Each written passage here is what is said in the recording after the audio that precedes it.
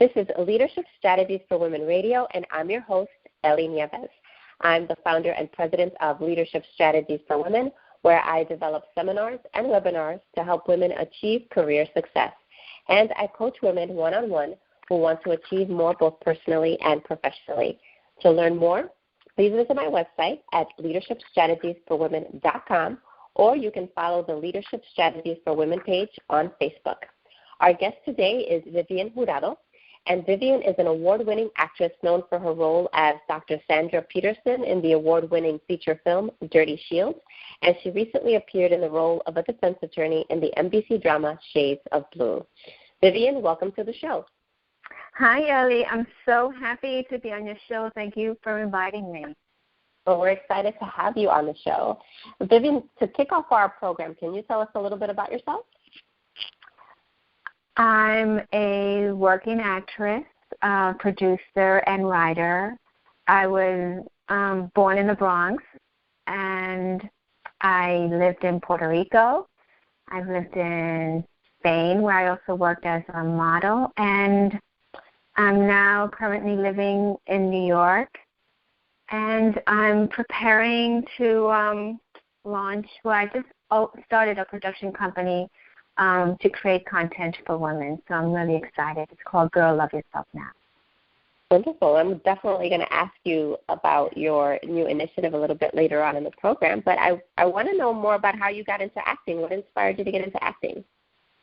Well, as a little girl, ever since I can remember, since I was 4 years old, I remember I got this really nice gift. It was a tea set, and I would always sit in my kitchen, and I would put out my settings, and I would have 3 guests over. They were imaginary friends, and we would just talk, and I would serve them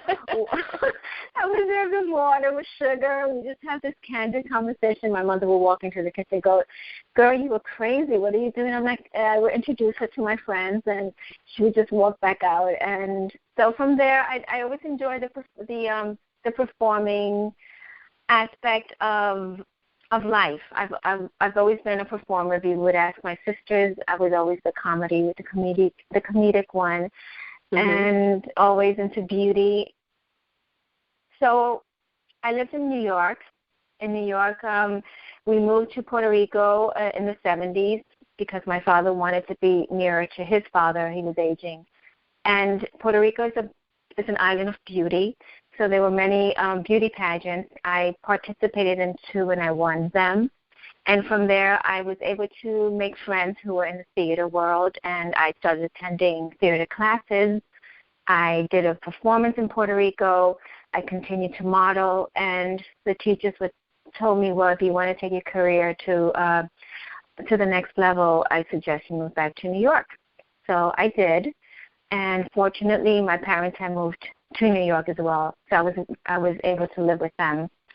So in New York, I continued to model, and the agency, International Models, they offered me a contract to work in Barcelona, Madrid for a year. So that was exciting. I was in Madrid. I did commercial work. I started meeting directors through television and theater, and they suggested that I get into acting, and they say, you should go back to New York and think about being an actress because we see something in you. And I was the type of performer that I liked. It was like a mime. I liked to mime, but I never liked to really verbally express myself. I was very expressive with my eyes and my body, but not with my voice. So I came back to New York. I signed up for some acting classes, and immediately I was able to work in TV commercials and print work. Then I started getting into theater work, and I just discovered today, as I was looking up, that my first play was in 1994 with the American Theater for Actors, and it was written as one of the best plays of the year, and I wasn't aware of that. So thank you, Ellie, for interviewing me, because I was able to discover that. So that was really exciting. Well, congratulations. That's awesome. Thank you. So I was doing theater. I did a lot of independent films, student films. I started working with a theater called the Ensemble Studio Theater, and they were very strong on actors writing. They wanted their actors to write their content and, if possible, stage it. So I wrote a small piece about growing up and wanting to be this performer. And, of course, I don't know how old you are, but in my time, we had Soul Train, we had American Bandstand. So I was really into dancing and getting on top of the table as a young girl. So I did a piece on my family and how they really tried everything possible for me not to be in this business. And, of course, they were being protective and loving. So it was a fun piece. After that, I decided to go out to California and try my acting luck out there. And it was beautiful. I was out there for about 2 years. I did independent film work. I did commercial work. It's a very different world, and I really enjoyed it. But because of my family's health issues, I had to move back to New York. And I really believe that you're always where you need to be. So I accepted it, and I came back to New York, and I got back into commercials. Then I booked the feature film Dirty Shield, where it was nice to be. It was nice to have a role as a psychiatrist, because many of my friends were complaining about how most Latina actresses are stereotyped. So that was good to have that exposure. And I continue. It's like it's funny because really this business is about typecasting, and even though I booked a psychiatrist, and after that I was able to work on Shades of Blue, and I booked the role of defense attorney, which I'm so grateful. It was great working on that TV show. I always struggled in business to work as a troubled, I always liked the role of being the troubled person or mentally ill. But I believe that somewhere down the road in my career, I would be able to have the opportunity to play that kind of role. Right. And why is that? It's because it's a complex role? Yes, I think because it's a complex role, and because it's a face of this. It's a side of a woman that really gets exposed in TV or film. Not to glamorize it, but at least to put it out there as something that's common, like mental illness, depression, bipolar. I think it's a very mainstream disease that has a lot of taboos to it, and which I don't think it should, because with the right treatment and medications, you can live a very fulfilling life. So just to put voice to that. Right. That's great. So, most people assume that success for an actress is all about fame and superstardom. Is that the truth? Well, success is really doing what you love to do and being fortunate enough to get paid for it. And as Winston Churchill said, success consists of going from failure to failure without loss of enthusiasm. And I feel that an actor's life is a life of huge sacrifice. And I do believe that there is a secret to it. There is a formula for an actor to continue to persevere in this business. And the formula is P plus HW plus T times L, which is perseverance plus hard work plus talent times luck equals success. And once we have those four components working together, we will continue to experience success. We can lose the persistence. It's like we have to be very persistent with our goal of doing what we love to do. It is hard work. I mean, the life of an actor is like you're all day auditioning. Then after auditions, you have, you know, I attend classes. I take voice lessons. I still continue to take acting classes, comedic classes, commercial classes in the evening. And then after that, you have to come home and do your chores, or some actors have night shifts and they work till 4 o'clock in the morning, and they have to get up the next day and do it all over again. And that's not even adding, if you have children, then your husband. And then on the weekends, I usually take time to do independent films. So you're all day on the set, 12, 13 hours. And in between, you have to take time to study your lines for your upcoming auditions during the week. And you also have to take time to do the business side of acting. And you also have to do your non-acting chores. So answering your question, success is really an illusion because it's more about how you feel about what you do. And if you feel that you're doing your best, you're doing your hard work, and you're fulfilled at it, you will be successful, and you will reach that level of whatever notoriety you want in this business. 90% of the actors make $12,000 or less a year. So there's really 10% who really make a living in acting. And I think those 10% are people who really work hard, believe in themselves, and not give up. And that's, you know, you've just painted a wonderful picture of what it really is like to be behind the scenes, right? Because I think we always see the finished product. We don't see all the hours and the sacrifices that you've made to actually get to that final cut that we see on stage, or we see on TV, or we see in the movie theater. And I love that you said that you had to continue to take classes and that you're studying your lines, because that's really at the heart of what leads to the success, right? All the time and energy and the effort that you put into continuing to develop your craft and to make yourself better. And the more that you invest in yourself, the better return you get on that investment.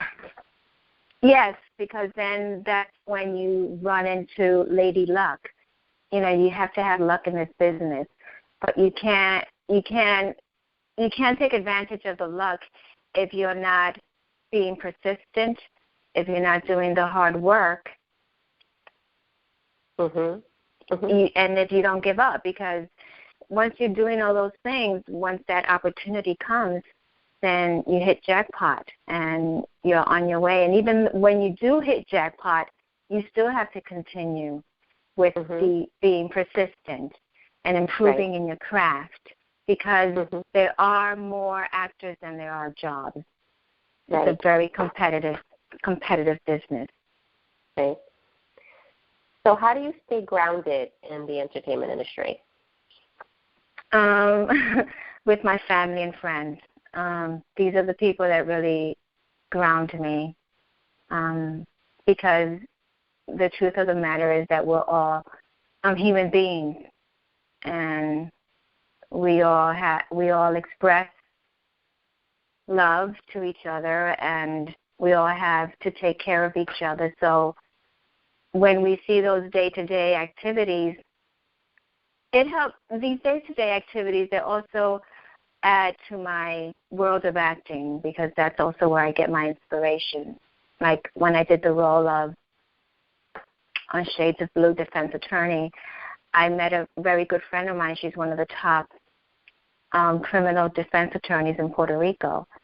And I spent some time with her in Puerto Rico as I was working on a project on a TV show. We were interviewing her. So when I did get this role, I was able to tap into her world and understand why this defense attorney was the way she was, because of the experiences of what happened in the past, what she's currently going through, and what she wants to see in the future for her clients. So I would say what keeps me grounded is my friends and my family. Good insight. So can you share 3 success tips that you've learned from both your personal and your professional life? Success tips, was going back to the formula. Success tips is just like everything in life. It applies to being an entrepreneur, to being a doctor, to being a mother. You just have to be persistent with what you want to achieve. Stay persistent with it. Don't give up. It's going to be hard sometimes, and you're going to hit the wall, but that's when you have to persist more. I'm all for that because I can share with you that I've given up a couple of times. There are times when you go, oh my God, I don't think I'm going to make it in this business.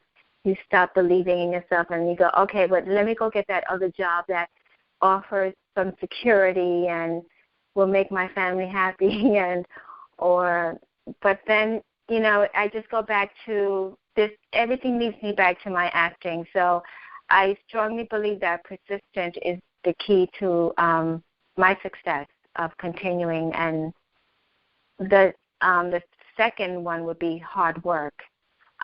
People think that this is an overnight success. I discovered today that I've been doing this professionally for 23 years. So there's really no overnight success in this business. And if it does happen for younger people, unfortunately, we see what happens to them. They end up having addiction problems because it's too much too soon, and the pressure is very, very intense. And my third tip would be to just always work on your talent. Stay in classes. I've stayed in classes. I've stayed surrounded by talented actors who I also learn from their mistakes. And practice whenever I have an opportunity to be on the theater or to do a film. I just show up and continue to practice and improve my craft. Great. And who inspires you? There's this actress. Her name is Catherine Houston. She was on ABC's Desperate Housewives. And the reason why she inspired me is because while in her 50s, she was struggling for years, working 3 survival jobs, and she was supporting 2 kids while pursuing her acting career. And finally someone noticed, and, jackpot, she got this wonderful role on Desperate Housewives. So I believe that at any age you can do anything if you persist, you do hard work, and you work on your craft.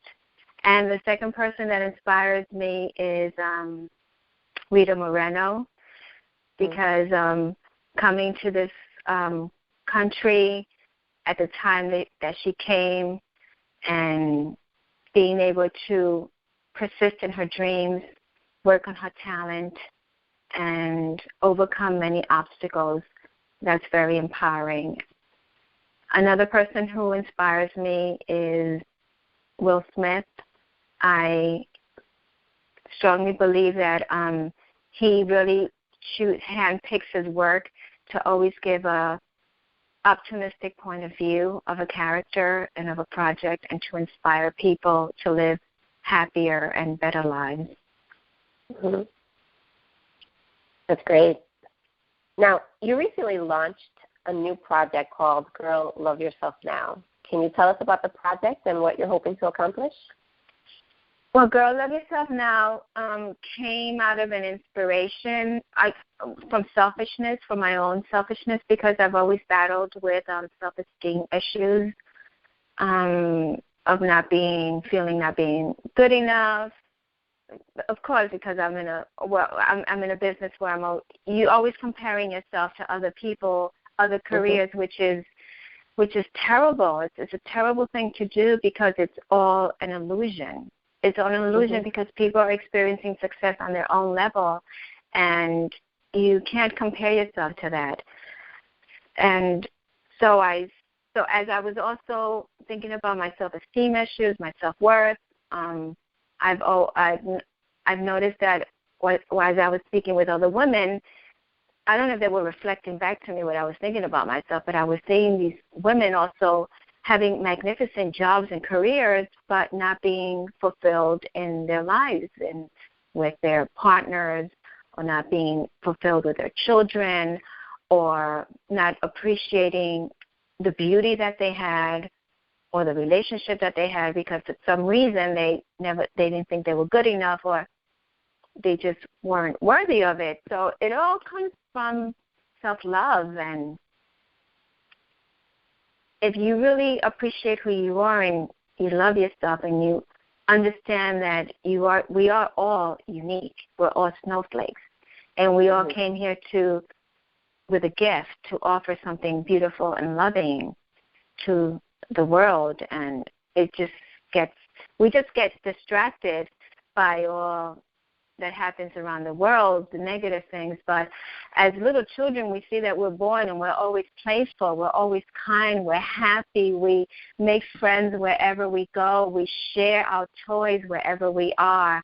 And as we get older, we just lose that because of adults conditioning us into protecting ourselves. And when we really don't really have to protect ourselves from anything, we just got to really love ourselves and know that through that love we will continue to draw to us loving people that will encourage us to work together to continue to inspire other people to remember who we really are. And we are just inspirations of Spirit of God.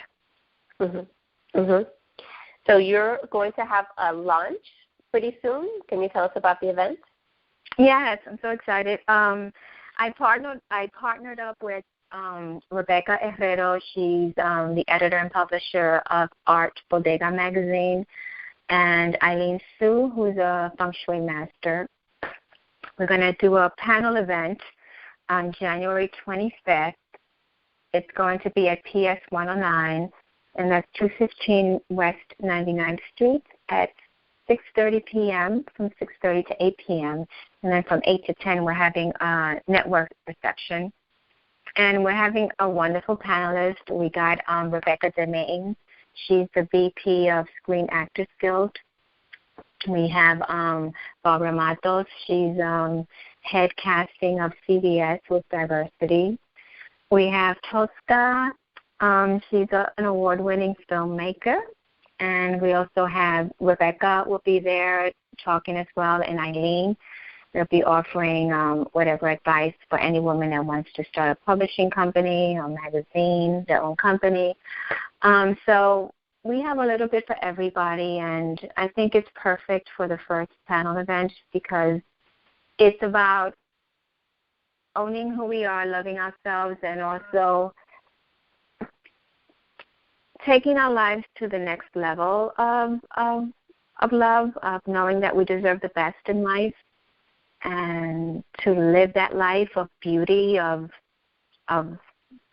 expression, whether it's being financially more stable, financially more successful, or being in a more loving relationship with yourself, with your spouse, or with your children, and also building a beautiful life around you in your home, order, harmony. So it's exciting. Great. So all my listeners, if you're in the New York City area on January 25th, mark your calendars, 6:30 to 8:30, 215 West 99th Street, so that you can attend this great event with Vivienne. Vivienne, thank you so much for taking the time today to share with us about your success formula and sharing with us about your background and your success strategies. I know that our listeners greatly benefited from the interview today. Thank you. And if they want more information, I'll have it on my website, VivienneJurado.com, and on girlloveyourselfnow.com. I also have information on social media on my Facebook and Instagram and Twitter. feed. And, yeah, the event is free, so that's exciting, too. I wanted everyone who was able to attend to just come and show up and make new friends and to share who they are and just have fun. And I hope you come, too. And I plan to put it on my calendar, so thank you for the invitation. So thank you again, Vivienne. And to all my listeners, thank you so much for tuning in. Until next time, God bless. Bye.